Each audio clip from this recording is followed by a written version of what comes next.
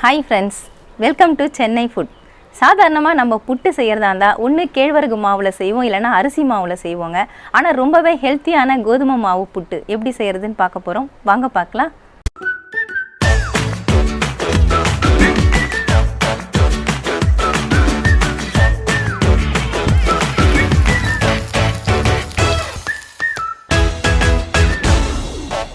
ரொம்பவே ஹெல்த்தியான கோதுமை மாவு புட்டு செய்ய போகிறோங்க. அதுக்காக நான் 200 கிராம் அளவுக்கு கோதுமை மாவு எடுத்திருக்கேன். இது நான் ரேஷனில் வாங்கின கோதுமையை தான் சுத்தப்படுத்தி அரைச்சி எடுத்து வச்சுருக்கேன். பியூரான கோதுமை மாவு இது.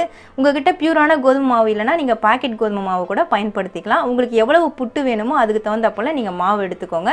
இந்த மாவை நம்ம வறுத்துக்கலாம். கோதுமை மாவு வறுக்கிறதுக்காக நான் அடுப்பு ஆன் பண்ணிவிட்டு அடுப்பில் பேன் வச்சுருக்கேங்க. இந்த மாவை இதில் சேர்த்து விட்டுக்கிறேன். மாவு நல்லா வாசனை வர அளவுக்கு வறுத்துக்கணும், ஆனால் நிறம் மாறக்கூடாது. கைவிடாமல் இந்த மாதிரி கிளறி விட்டுக்கிட்டே இருங்க. மாவு இப்போ நல்லா வறுபட்டுடுச்சுங்க. நல்லா வாசனை வருது எனக்கு. நீங்கள் சேர்க்கும் பொழுது இருக்கக்கூடிய மாவோட டிஃப்ரென்ஸ் நல்லா இப்போ தெரியும். சேர்க்கும் பொழுது மாவு எப்படி இருந்தது, இப்போ எப்படி இருக்குதுன்றது நீங்கள் வறுபட்ட உடனே நல்லா டிஃப்ரென்ஸ் தெரியும். நம்ம ட்ரையாக தான் இதை வறுக்கிறோம். இது மாதிரி வறுத்துட்டு செய்கிறதுனால நமக்கு புட்டு நல்லா சாஃப்டாகவும் இருக்கும். அந்த கோதுமை மாவில் இருக்கக்கூடிய அந்த பிசுபிசுப்பு தன்மையும் இருக்காது. அதுக்காக தான் நம்ம வறுத்துட்டு செய்கிறோம். இப்போ இந்த மாவை நான் பவுலுக்கு மாற்றி விட்டுக்கிறேன்.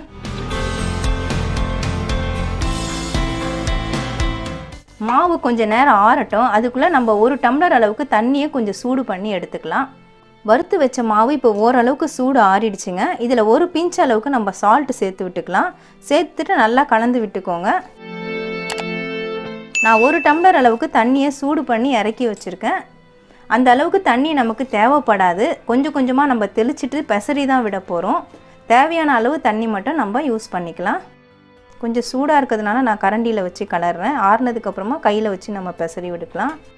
இந்த மாதிரி கொஞ்சம் கொஞ்சமாக ஊற்றிட்டு நல்லா மாவு உதிரியாக இருக்கணும், ஆனால் தண்ணி தெளித்து பெசரி விடணும். நான் கொஞ்சமாக தண்ணி தெளித்து நல்லா பெசரிட்டேங்க. பாருங்கள், இந்த மாதிரி தான் இருக்கும். இப்படி நம்ம கையில் பிடிச்சோம்னா அப்படியே மாவு நிற்கணும். உதுத்து விட்டால் அப்படியே கொட்டணும். இதுதான் மாவுடைய பதம். இந்த அளவுக்கு நீங்கள் தண்ணி தெளிச்சிக்கிட்டால் போகிறோம். இப்போ இதில் இருக்கக்கூடிய கட்டிகள் எல்லாத்தையுமே நம்ம உடச்சி எடுக்கணும். கையிலே உடச்சி எடுக்கலாம். சப்போஸ் உங்களுக்கு கையில் உடச்சி எடுக்கிறதுக்கு தெரியலனா மாவை நல்லா ஆற விட்டுட்டு மிக்ஸி ஜாரில் மாற்றிட்டு ஒரு சுற்ற விட்டிங்கன்னா அதில் இருக்கக்கூடிய கட்டிகள் எல்லாமே உடஞ்சிரும். நான் உங்களுக்கு உடச்சிட்டு காட்டுறேன். பெசர்ன மாவில் பாருங்கள், கட்டிகள் எல்லாத்தையும் நான் உடச்சிட்டேன். நான் கையிலே தான் உடச்சி எடுத்துருக்கிறேன். உங்களுக்கு வேணும்னா நீங்கள் மிக்சியில் ஒரு சுற்ற விட்டிங்கன்னா நல்லா சாஃப்டாக கிடச்சிரும். இப்போ இந்த மாவை நம்ம ஆவி கட்டணும். நீங்கள் மாவு பெசரும் பொழுது அடுப்பு ஆன் பண்ணிவிட்டு அடுப்பில் இட்லி பாத்திரத்தை வச்சுருங்க. நான் ஏற்கனவே இட்லி பாத்திரம் வச்சுட்டேன். 2 டம்ளர் அளவுக்கு நான் தண்ணி ஊற்றி வச்சுருக்கேங்க. பாருங்கள், தண்ணி நல்லா இப்போ சூடாகிடுச்சு.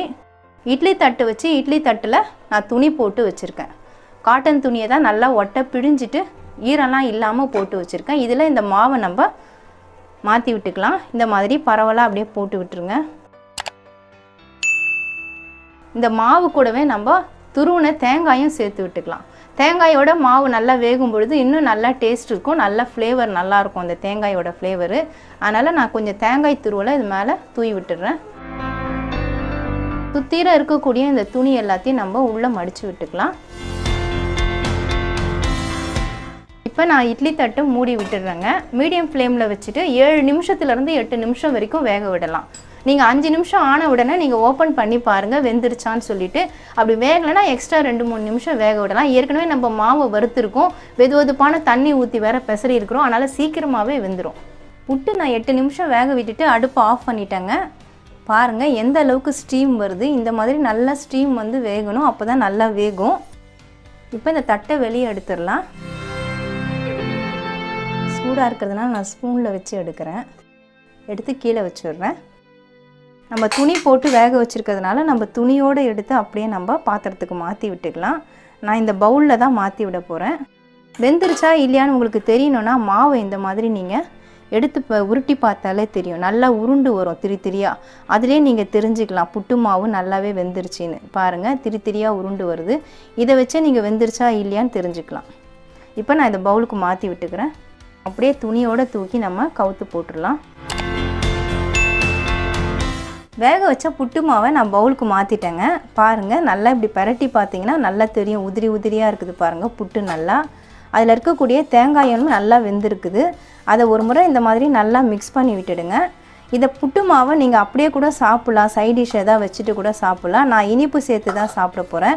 அதனால் 2 பிஞ்ச் அளவுக்கு ஏலக்காய் பொடி எடுத்து வச்சுருக்கேன். அதை இதில் தூவி விட்டுக்கலாம். தூவிட்டு ஒரு முறை லேசாக கலந்து விட்டுடுறேன் நான். அடுத்ததாக இது கூட நான் நாட்டு சர்க்கரை தாங்க சேர்த்து சாப்பிட போகிறேன். ஒயிட் சுகர் அவாய்ட் பண்ணிவிட்டு நாட்டு சர்க்கரை சேர்த்து சாப்பிட்றது நம்மளோட ஹெல்த்துக்கு ரொம்பவே நல்லது. அதனால் நான் நாட்டு சர்க்கரை தான் சேர்த்து சாப்பிட போகிறேன். சுகர் இருக்கிறவங்க இனிப்பு சேர்க்காமல் வெறுமனே சாப்பிடுங்க, இல்லைனா சைட் டிஷ் வச்சு சாப்பிடுங்க. ஆனால் ரொம்பவே ஹெல்த்தியான புட்டுங்க இது. நம்ம கோதுமை மாவில் செஞ்சுருக்கோம், ரொம்ப டேஸ்ட்டாகவும் இருக்கும். சட்டுன்னு செஞ்சிடலாம். நான் 2 ஸ்பூன் அளவுக்கு நாட்டு சர்க்கரையை தூவி விட்டுக்கிறேன்.